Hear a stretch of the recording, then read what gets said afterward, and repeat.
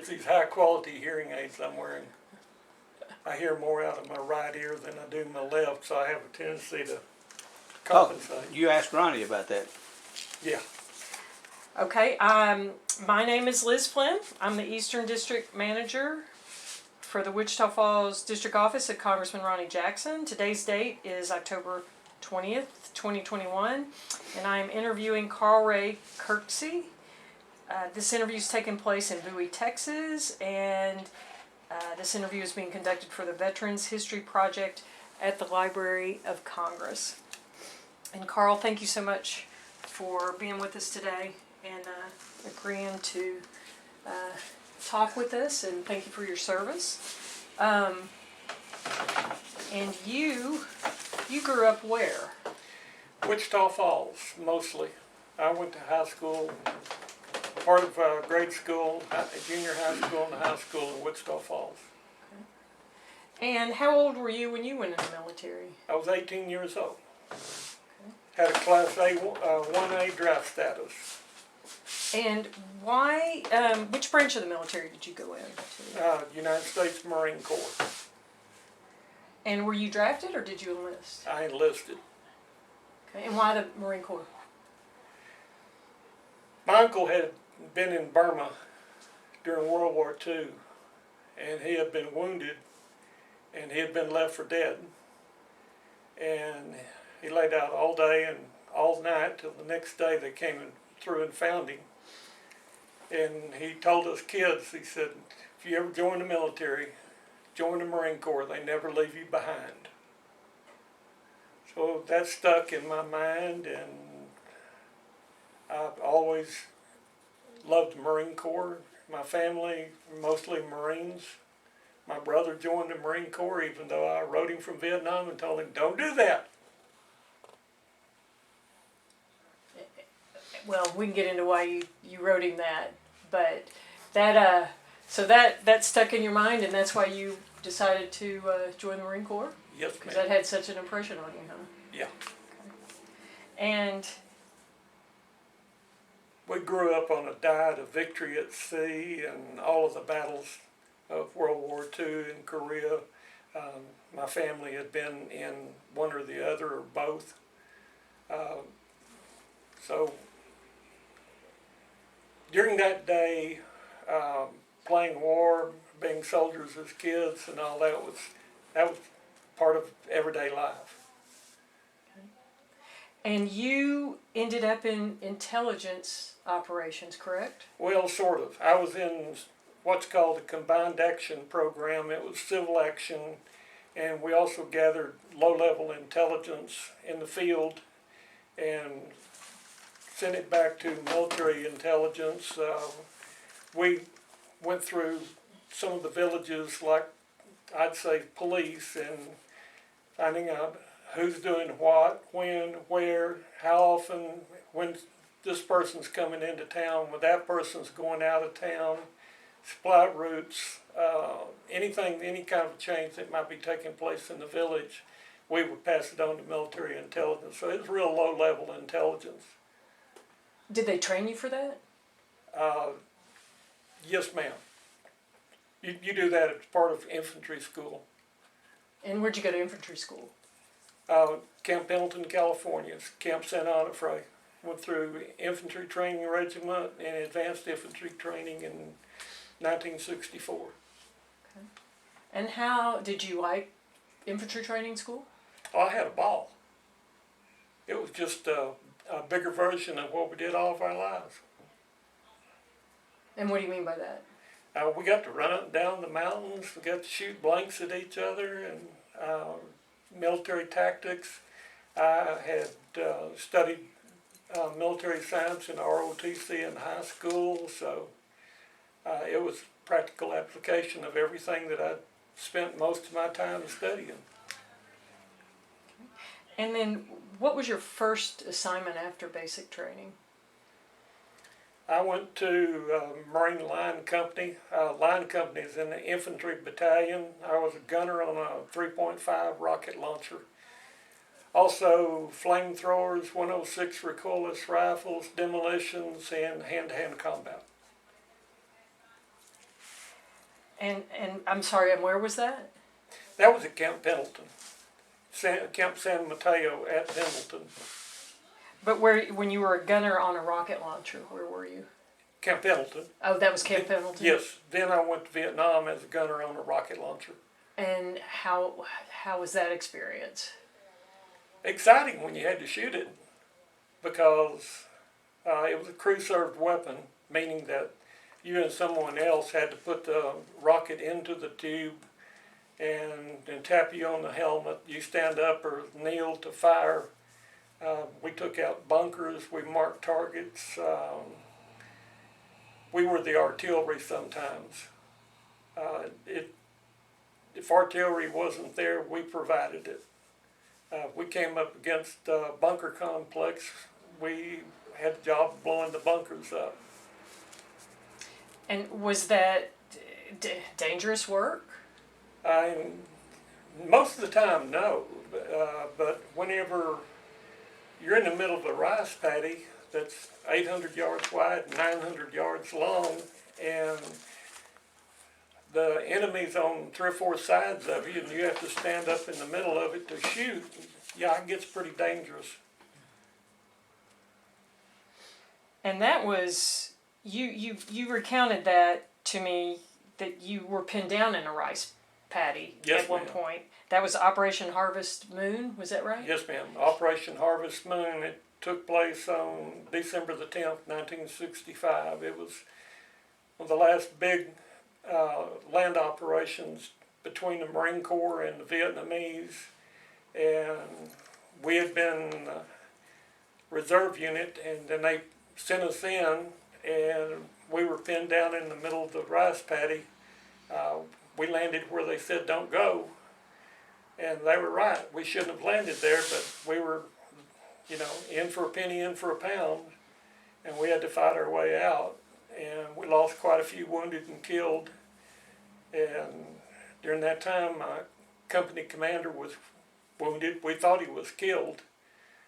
He was hit by a 12.7 millimeter machine gun shooting down from the top of a mountain. We'd already knocked out mortars, and we'd knocked out a command bunker. And so this machine gun was shooting right straight down into us like fish in a barrel.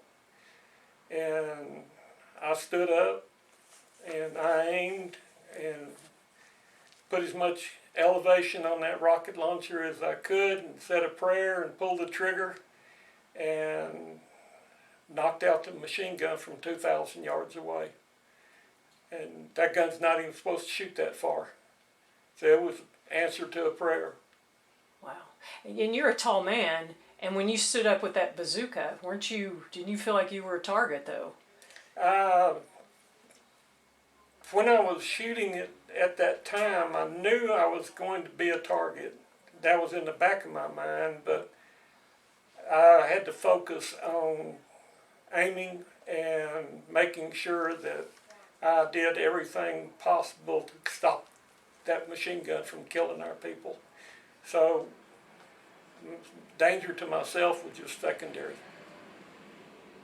Wow. Everything we did was dangerous. And how did you feel when you saw you had hit your target? Elated.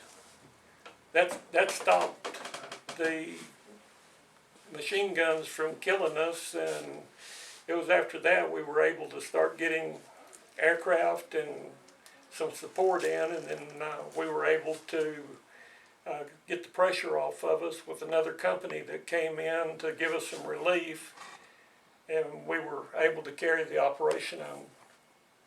Okay. And then, I think a year later, you were involved in Operation New York. Is Yes, that right? ma'am. Can you tell me a bit of? You told me that's where hardcore guerrillas dressed as civilians that y'all encountered. Yeah, that's the ubiquitous black pajamas. They were trying. That was either gray pajamas or black pajamas. Is what most of the civilians wore over there. That's what we call them. They were just lightweight cotton cloth, and that gray and black happened to be real cheap and plentiful, so that's what they wore.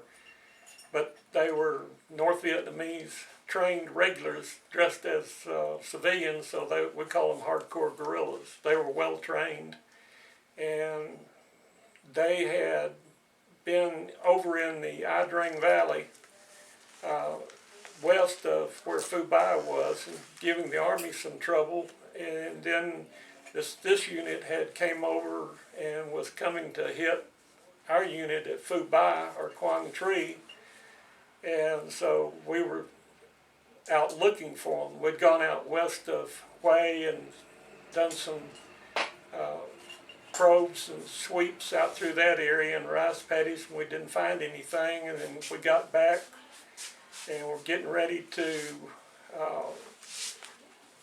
more or less just settle down for the evening, and we got a call that we were going out on a night raid, and that was on February the 28th of 1966. It was the first nighttime helicopter landing in Vietnam.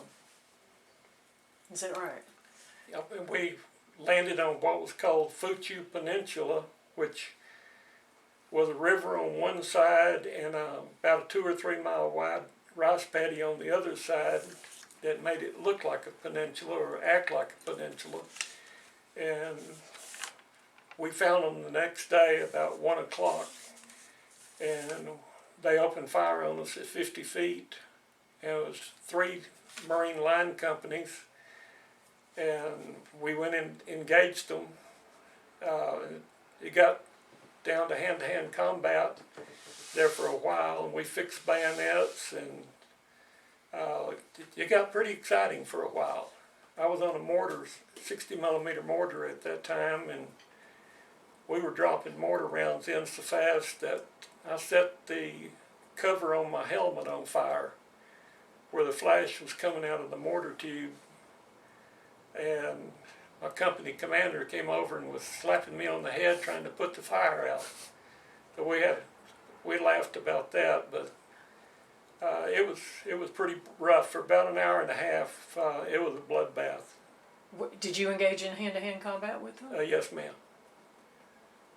That must have been pretty brutal. It was exciting. It was not like any fight I've ever been in. And what were they coming at you all with? Bayonets or? Oh, they had bayonets. They had machine guns. They had holding their rifles like baseball bats, whatever they could get their hands on, because we came into them and they come up out of their holes, their fighting holes that they had dug in, and we had bayonets. I carried a pistol at that time, and we had gone to help find some of the wounded, and they came up out of the holes and out of the brush, and things got pretty exciting for a few minutes. And how did you defend yourself? I had one of them come at me with a knife, and I blocked the knife. I was going to shoot him, and the lieutenant told me to take him alive, and so I blocked the knife and used a technique to take him down, threw him over my shoulder and slammed him on the ground, and before he could recover his wind, I had him tied hand and feet, and we carried him back and sent him into military intelligence. It's a good thing I didn't kill him. He was just a farmer mad about us blowing up his house. That was there at the zone between us and the Viet Cong. We managed to blow up his house and kill his water buffalo. He was an angry farmer then, huh? Yep. So he managed. He came out pretty good. He got a new water buffalo, got his house built. Everything was. He received restitution for everything, and he was quite happy. And how long did you have to engage in that battle for? We were engaged out 3 days, but the actual battle was an hour and a half. The next day we spent most of the time pulling bodies out of brush and out from under the sand where they had buried them in shallow graves, and we killed. I would counted over 100 bodies in the actual body in the battle site, and by the time we got through the next day, we had a body count of 400. 400 Viet Cong? Yes, ma'am. We had 16 killed and 24 wounded. 22 wounded out of our unit, and that was a severe loss. Did you come out of that unscathed? Or Yes, ma'am. not wounded in that battle? Not wounded in that battle. Okay. Well, then I'm gonna take you to, I think it was a year later, in March of. Oh, it would be just 2 weeks later. 2 weeks later. Yeah, after Harvest Moon. When you encountered. I mean, not Harvest Moon. Operation New York. It was just.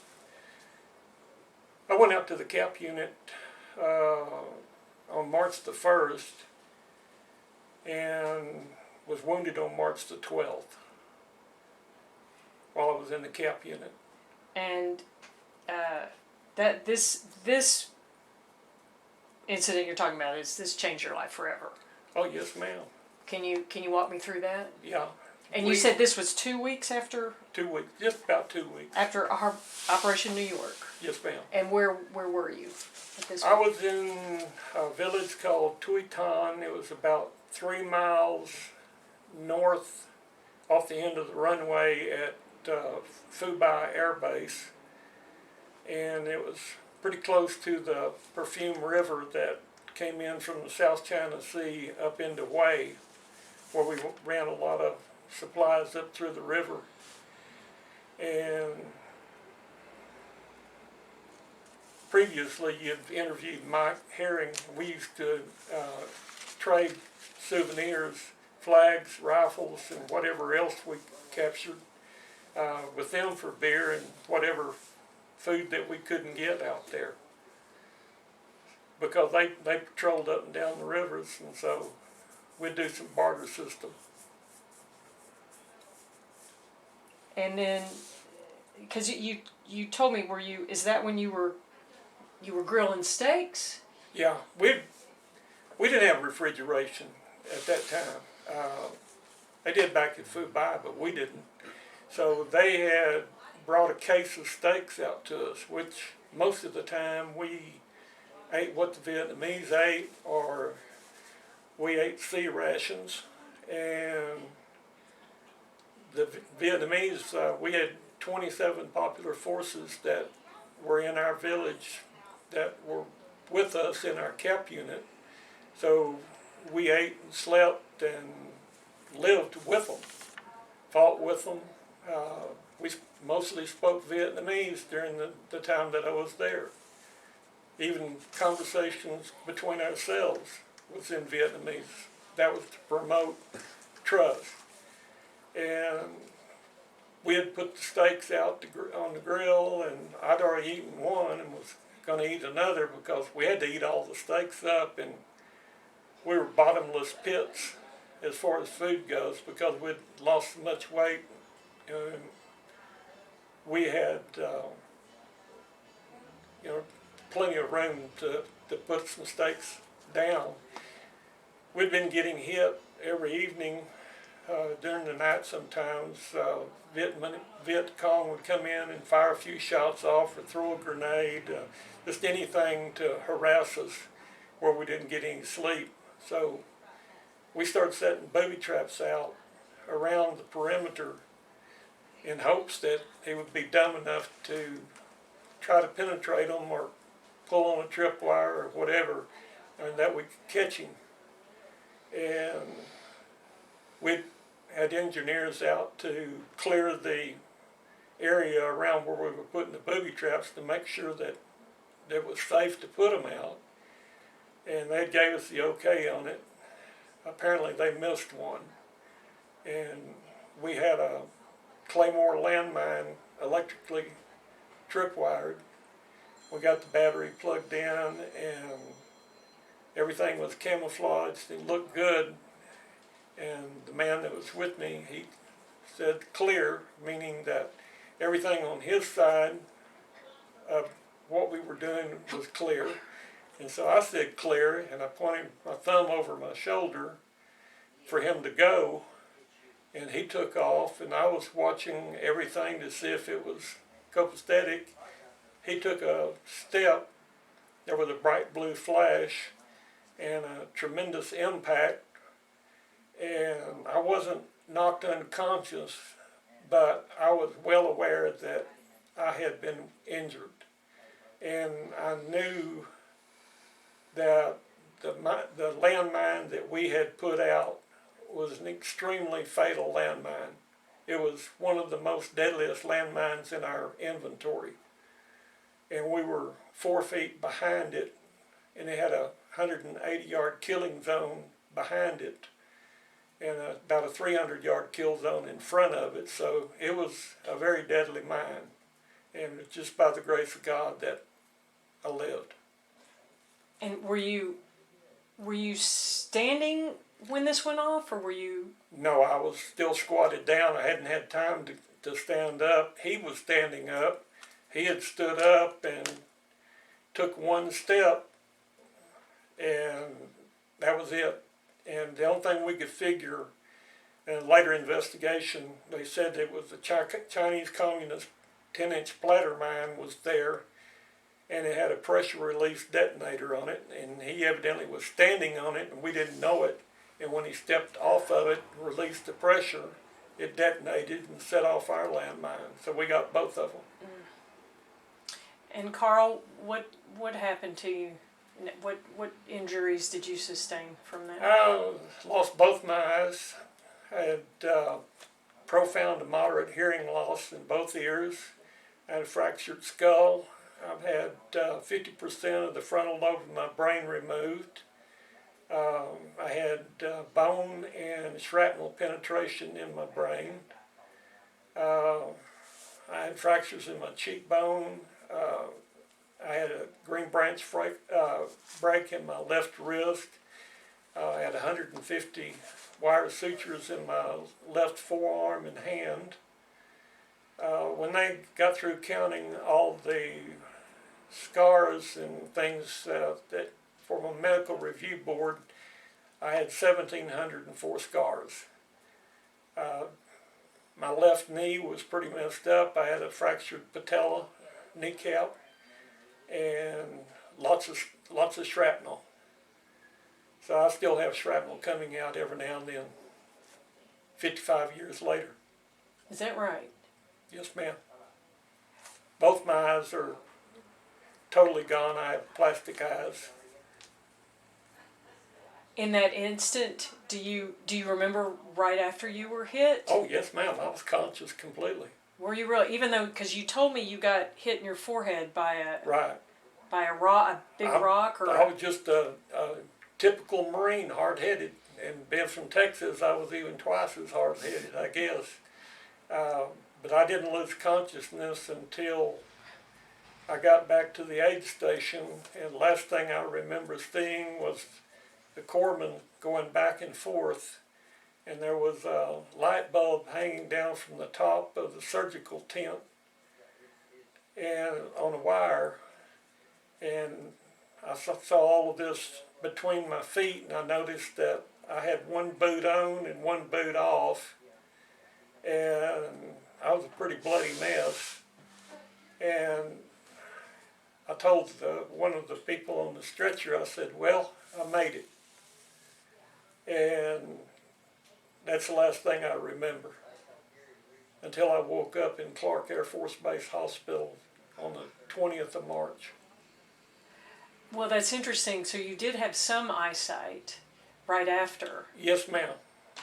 There was, when they were doing the surgery at Clark Air Force Base, they saw that my left eye was completely shredded in the explosion, and they thought my right eye had been penetrated, or infiltrated as they called it, and so they took it. And then after they were going over looking at the tissue, they discovered through washing it and things like that that it wasn't infiltrated, it was just cut. So I could have had vision in that eye, but that's the way things go sometimes when they're trying to save your life. Sometimes things don't work out the way you planned. God gave me my life. He gave me my intelligence, my memories. Not impaired physically in any way, as far as moving my limbs and things like that. So I've had a good life. Well, it's amazing you didn't sustain more injuries to your arms or legs, being that close to the mine when it exploded. Yes, ma'am. It's one of those. I give all the credit to God, because the landmine should have killed me. Its full intent and purpose was to kill me or kill someone. It was not a mine that just did a small amount of damage. It was a major landmine. And when you realized you had lost your eyesight in both eyes, how did you feel? That's kind of funny, actually. I woke up in Clark Air Force Base Hospital, and my face was covered in bandages, and my left arm was hanging up in a sling, supported because it had the green branch break, and they hadn't put it in a cast yet because of all the wire sutures that was in it. And so I had my right hand, and I'm doing the peep under the bandages, and I felt nothing in this left eye, so I was pretty sure it was gone. And the right eye had something in it that was hard, but I didn't understand what it was, and it had a little perforation in it. And what it was a retainer to help keep the eye socket, to keep its shape, so that they could put a plastic eye in it later. And so the nurse that was there, her name was Captain Nichols, and she said, "Get your finger out that." And so I said, "I'm blind, aren't I?" And she hesitated, because, that's a tough question to answer. You don't know how it's going to go. And she finally just came out and said, "Yes, you are." And I said, "I'll be damned. I'm still alive, though." And I pretty well had that idea all along, that I may be damaged, but I'm not dead. Well, Carl, it seemed like that's an incredibly optimistic attitude to have upon finding that news out. Well, I've been fortunate. I had a good time in Vietnam. That's not to say that things weren't horrible. Things weren't really rough. But I got to see parts of the world I'd never get to see. I met people that I would never have seen. I was involved in something I thought was worthwhile at the time.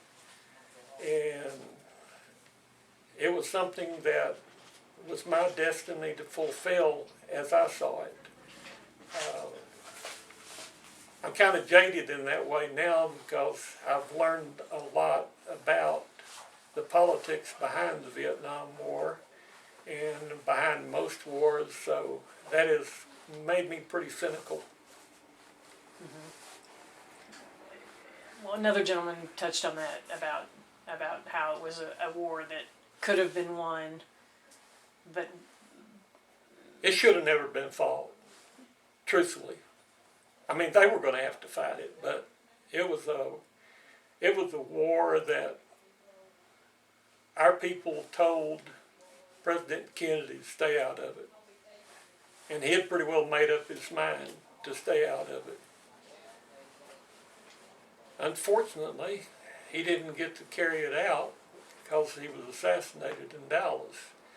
And Lyndon Johnson came in, and Lyndon had a plan. He had a plan for the Great Society, and he had a plan for paying for the Great Society.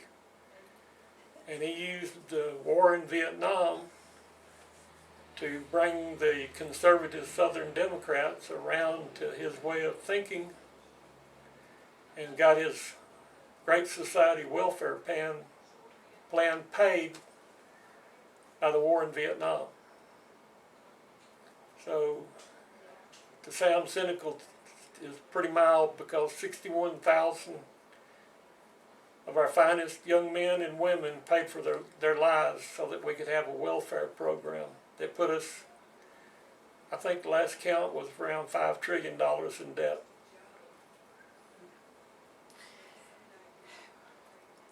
Well, when you think about that now, and the price you've paid, because obviously at the time you weren't thinking of any of that. Oh, and no. you were how old were you when you were hit by the landmine? That's funny, I was almost 20. I got wounded on March the 12th and turned 20 on March the 23rd. And this is the funny part.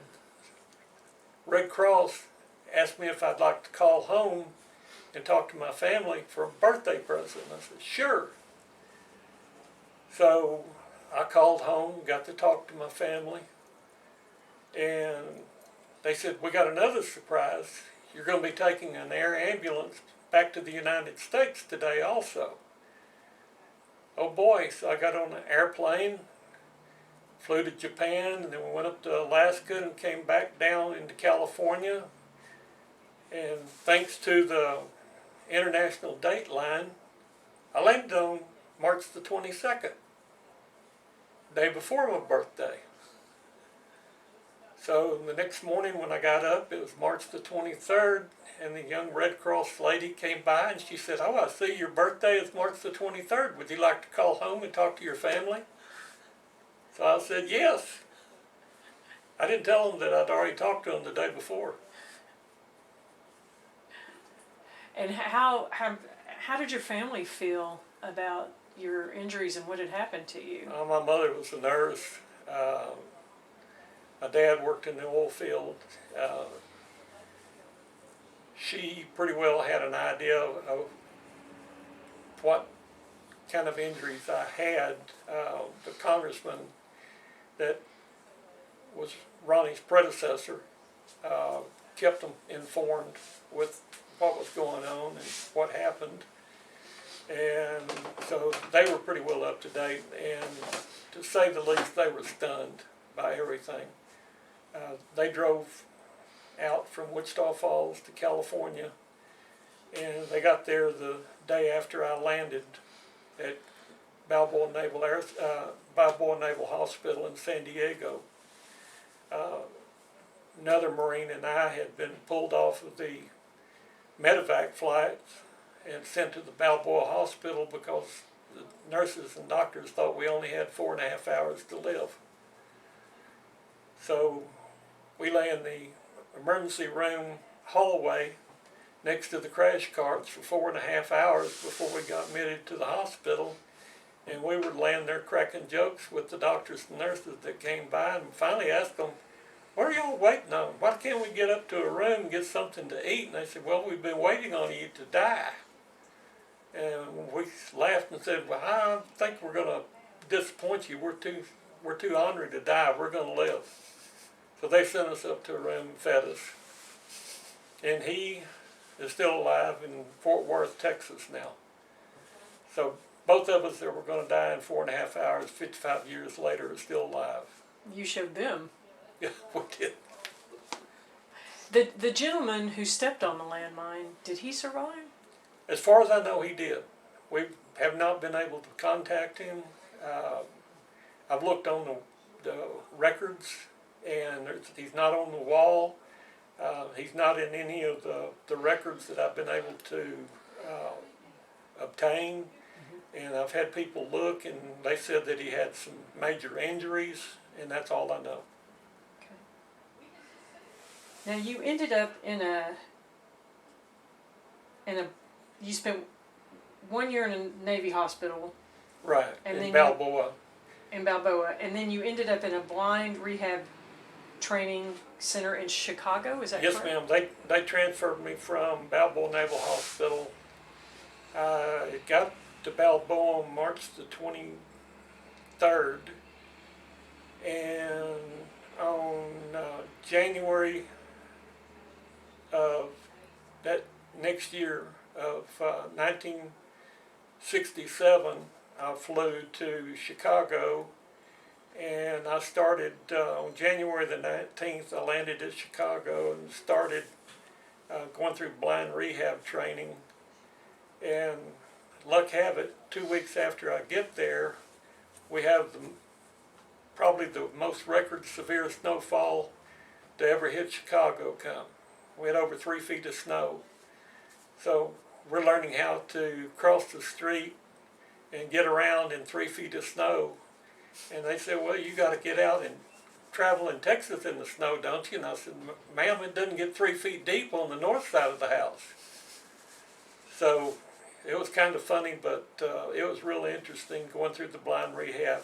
I spent 5 months going through some real intense training, and it's aided me for the rest of my life.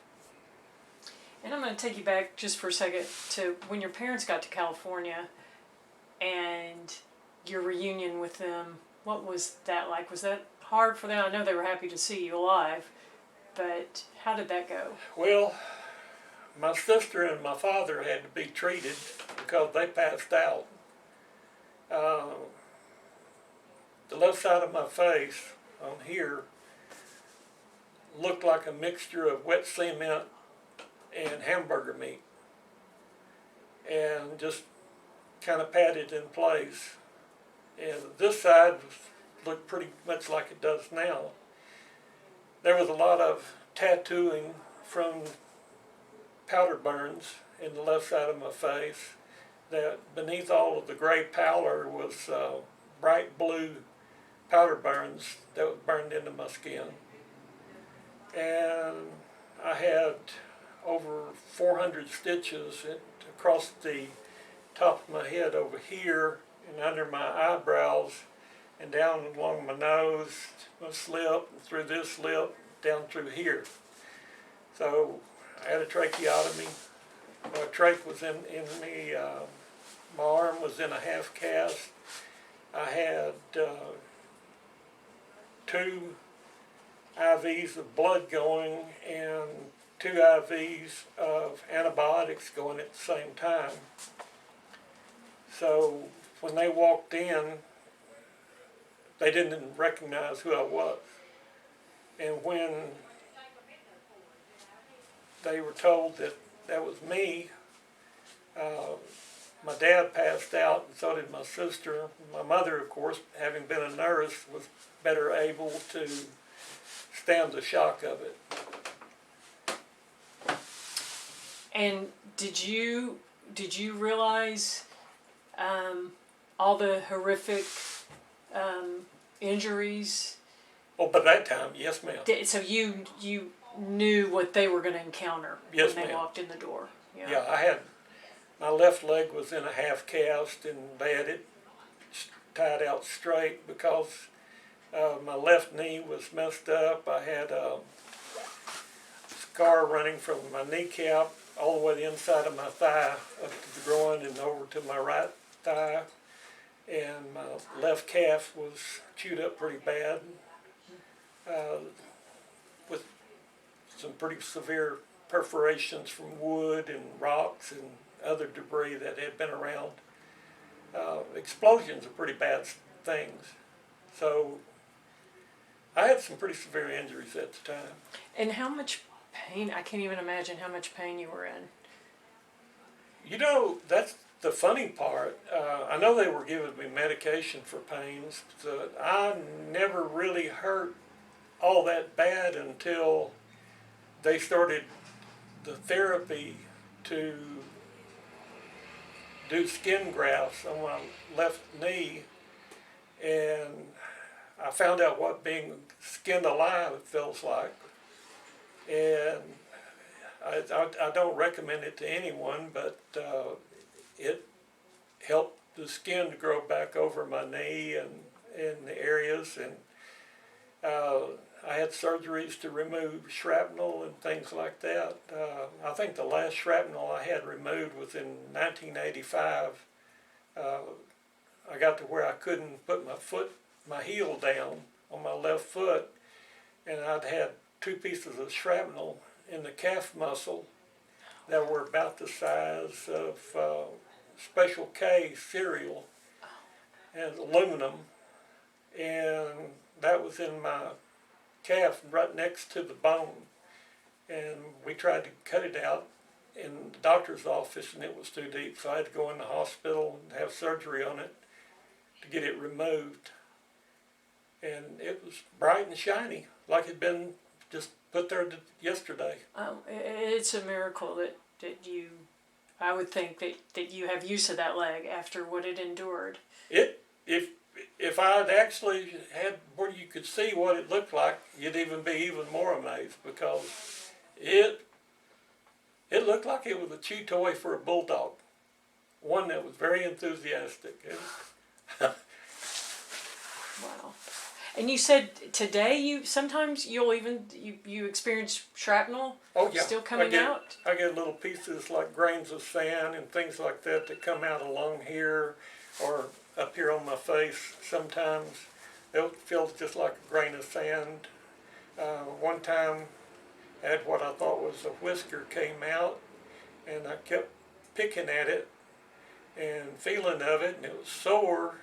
So I got a pair of tweezers and got a hold of it, and it wasn't coming out, so I got my mother to get a hold of it and pull it out, and she was trying to be gentle, and I was wanting it out. So I pulled my head back and pulled it out, and it was an 1.25 inch piece of copper wire, electrical wire, that had been part of the electrical mechanism on the tripwire. Wow, that's unbelievable. There was some crazy stuff that came out of me. Sticks, pieces of stick that was big as a pencil, penetrating my leg. And I apologize for that. So I'm going to take you forward now. Okay. We went back for a minute, but you got through blind rehab school, and then where did you go? I came home, let's see, that was in June of '67, and I came home, and then in August I went to Seeing Eye Dog School in Morristown, New Jersey. I got a Seeing Eye dog, and bought a business, a bait and tackle shop. We ran that for 4 years, and found out I really didn't want to be in the mercantile business after all. And so I was looking for jobs, and at that time the man that was working for Texas Workforce kept telling me, well, I'm trying to come up with something that you can do. And he never came up with anything, so I went back on my military training and what I'd learned when I was in the Marine Corps and some before I went in the Marine Corps, and so I started teaching martial arts. And it started out in the backyard, and then in the driveway, and then it moved to the city park, and first 1, and then 10, and then 20, and the next thing we were opening karate schools up. And it just sort of drifted into it, and we taught martial arts for 27 years. And was that in Wichita Falls? Or? No, it was here in Bowie. Oh, here in Bowie. Yes, ma'am. And was that difficult doing martial arts with no vision? It didn't seem so at the time. There was a lot of people around that said, a blind person can't do martial arts. Well, I'm doing it. And they said it was a ripoff. And then we did a lyceum at the high school, and to show that we actually could do it. And I had some friends that were in martial arts in Wichita Falls that came down, and we had a good time. We did some demonstrations and breaking boards and bricks and all kinds of that, and fights, sparring type matches, and 2 of the students were rather enthusiastic about their participation in the demonstration. In other words, they really put on a show. And we had a young lady that was about 5'6" and maybe 110 pounds soaking wet. And she did a jump kick on a 70-pound kick bag hanging from the ceiling of the gym and bounced the kick bag off the ceiling in the gym. So that was pretty impressive. And we had some 10-year-olds that bounced the bag around pretty good. And we had some of the ladies that were doing self-defense techniques. And after the Lyceum was over, people were saying that we were too vicious, so it was kind of humorous. But we had a good time. Well, you tell me, coming back to Texas, did you seem to adapt to civilian life and adapt to your, Slowly. dealing with your vision loss? Slowly? I had a lot to get over with. I came home in Christmas of 1966 in uniform, and of course I was emaciated. I went over to Vietnam, weighed 215 pounds, and I came back, I weighed 135 when I was able to get on the scales. So I was pretty skeletal looking. And I was waiting to change planes at LA International, and I was left out in the hall with my sea bags, and a young lady came up, and she, in a real sweet voice, asked me, "Were you hurt in Vietnam?" And I said, "Yes, I was." And she spit in my face and slapped me, knocking my glasses off, and she said, "Good, you baby-killing bastard." So that was tough to get over with, and all the people that were around applauded when she said that. So 66 and 67 was a tough time to be a Vietnam vet. So there was a lot of anger, a lot of abuse. Found out that the communists weren't all in Vietnam. They were over here too. And how did you handle that kind of reception? Bitterly for a while, but the VA came up with a program at the Vet Center that worked outside of the grounds of the VA and was handled by other Vietnam veterans and psychologists and psychiatrists, and we were able to, that was in '81, and we were able to work out the demons and get them out of our heads and bring them out in the open and help others to do that. And I learned that you can't keep the demons quiet by keeping them closed up. That you have to bring them out and you have to deal with them and you have to put them in perspective and you have to bring the anger and the bitterness of the mistreatment that you received out and deal with that. And I think through having to deal with something like that, many of us from Vietnam swore that we would never, ever allow an American serviceman or woman to go through that experience again. And so now we have the Wounded Warriors and the other programs that veterans are providing that's not government sponsored to help get the veterans back from over in Iraq and Afghanistan and other places to deal with the combat and the post-traumatic stress that we had to deal with. Mm-hmm. Well, and I hope talking about it in situations such as this is helpful, because it's very, I think it's this is so important for future generations, to hear what you experienced. And yeah, it set me on a road to the rest of my life, because I wandered around not knowing what I was going to do for a long time, And I met Jackie in 1981, and she helped me through a lot, and she had to go through a lot. There was times that she held me in the middle of the night when the night terrors came, and there's times that she had to run out of the bedroom because the night terrors were there, and I told her never touch me when I'm sleeping and having a night terror. Get out of the room because I don't know where I am. And so that's been taken care of. She's helped me work through all of that.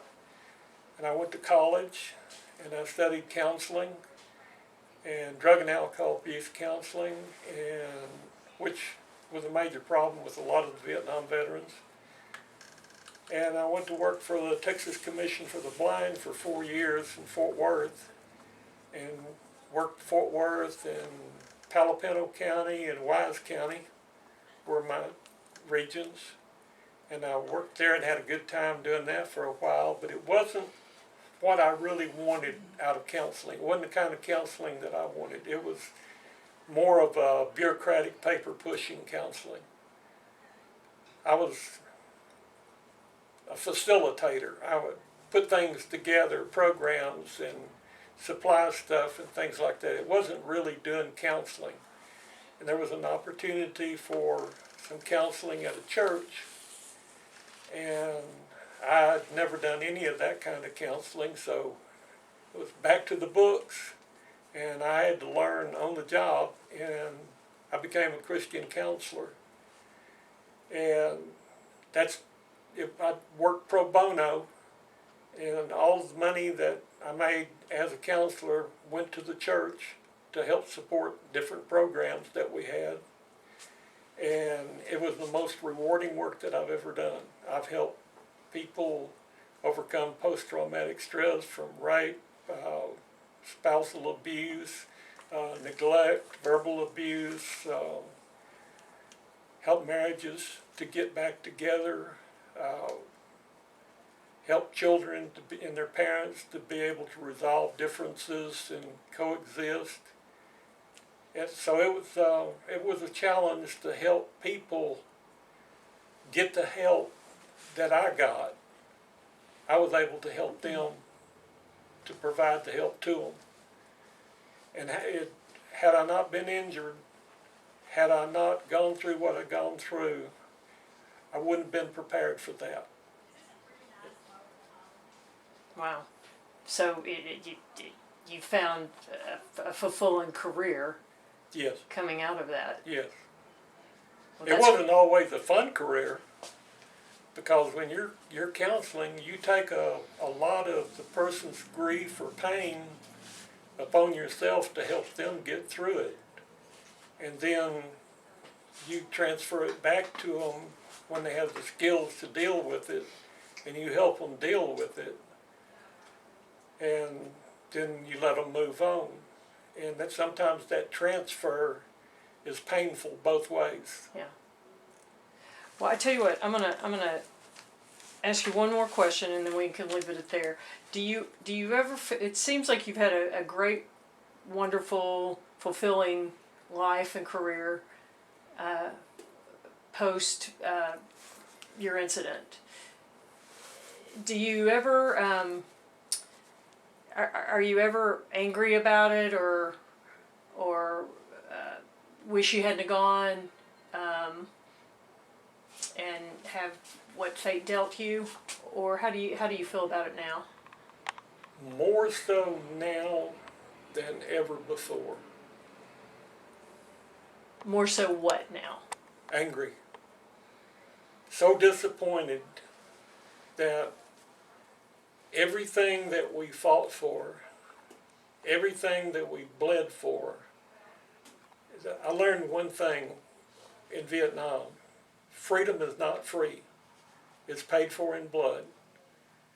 And tyranny and dictatorship is only one generation away. And you think about that. That's your children. It's one generation away from everything that we've accomplished over 200 years, been completely overwhelmed. And I see it occurring now. When Ronnie came out of the Navy and ran for Congress, it was like a breath of fresh air. And I was skeptical because the previous congressman that did his job had not done what I thought was a really stellar job. He did was okay, but there was a lot that needed to be done.